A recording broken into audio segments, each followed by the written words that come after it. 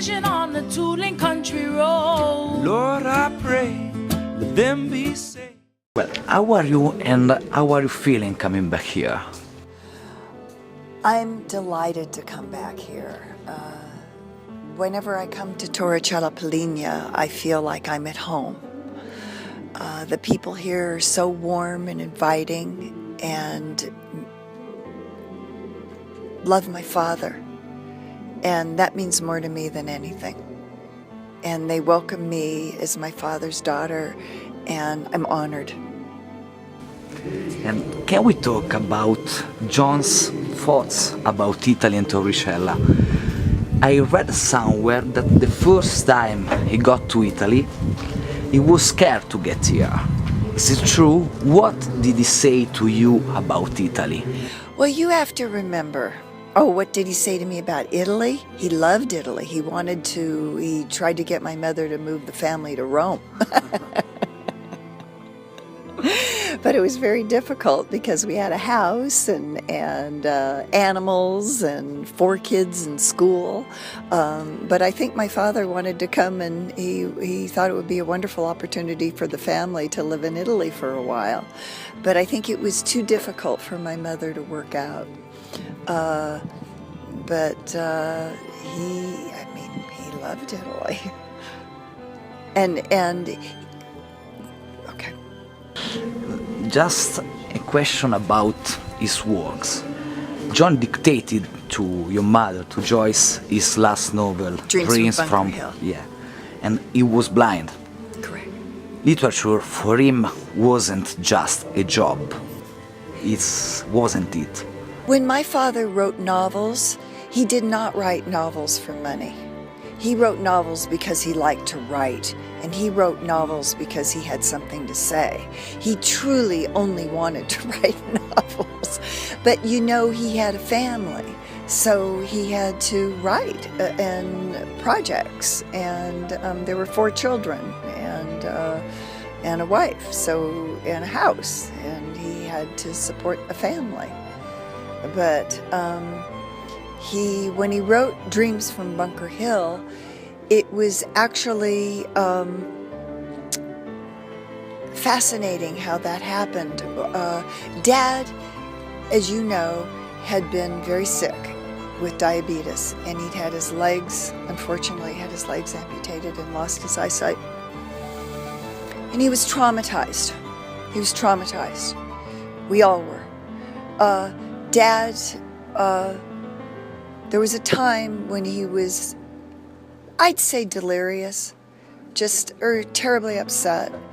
And when you first go blind, you don't know the difference between night and day. So that was complicated for him. And it was very upsetting for my mother. But one day, all the children got a phone call from Joyce, my mother. And she said, "It's a miracle. It's a miracle. Your father is writing again." And she said, he's dictating a book to me. And they sat out on the patio at our home in Malibu, and Dad had it in his head. He didn't pause. He gave it to her verbatim, meaning word for word. He had it all written out in his head. It was a miracle. It came to him, and the words just gushed. It was fabulous. And you are a character too, or not? Well, I'm John Fante's daughter and Joyce Fante's daughter. They were both characters. Thank you. I take that as a compliment. And now you are trying to spread your father's works. What is your purpose, and can you explain to us how you will proceed with? Okay, it's very important to me that my father's works continue to grow and people continue to read John Fante. The thing that's so wonderful to me about the Italians is that they embrace John Fante, and youth, the young people here, are enjoying John Fante, and that's what I love. I love to see how my father's writings still, because he wrote, his books are still contemporary. Still contemporary, even though some of them were written, Ask the Dust was written in the 30s, Wait Until Spring Bandini, and then his later works. But young people are still, are now embracing his work too, because it's relevant today in today's world. I have my mother's memoirs, and I have many of her diaries. They are not complete, but I would like to put them together. I've put together much of her memoirs, but I need to incorporate her diaries. And while here in Italy, I'm talking to friends and figuring out how to do that, and I have a plan. So hopefully, over the next year, I can work on that. We had a little, it was sad last year. I started last year to work on it, but then, as you know, my brother passed away, and I kind of lost my gusto. It was a sad, very sad year. We missed Dan. Dan was a beautiful man. Yes, I was going to talk about him. Because this year the festival is dedicated to him. And then inherited from your father the gift of writing. What do you think Dan taught us?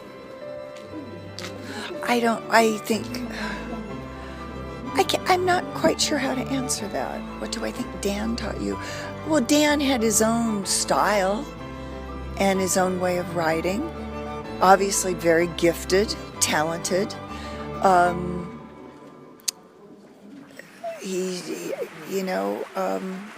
That's hard for me to answer. He taught you his own.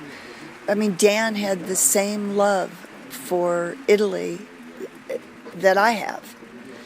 And my father had that love, and we've inherited that from our father.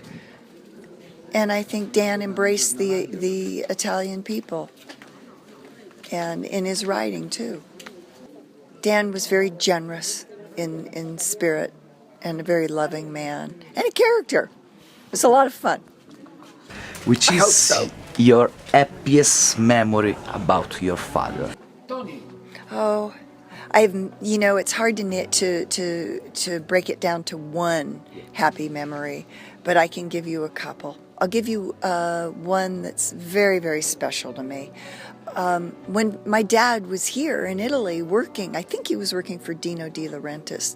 I was a little girl, at 10 or 12, and I wanted a horse.